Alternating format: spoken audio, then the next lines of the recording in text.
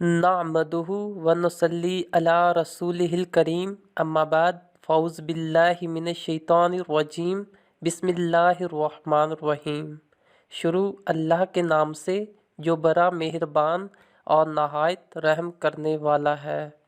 लक़द काना लकुम फ़ी रसूलिल्लाहि उस्वतुन हसना। यकीनन रसूल अकरम सल्लल्लाहु अलैहि वसल्लम की ज़िंदगी तुम्हारे लिए बेहतरीन नमूना है। आज हम एक ऐसा ही हज़ूर अकरम सल्लल्लाहु अलैहि वसल्लम की हयात तैयबा का सच्चा वाक़या बयान करने जा रहे हैं। जैसा कि हज़रत उमर रज़ी अल्लाह ताला अन्हो का दौर है, सारा शाम फ़तह हो चुका है। खम्स के गवर्नर सईद बिन आमर हैं।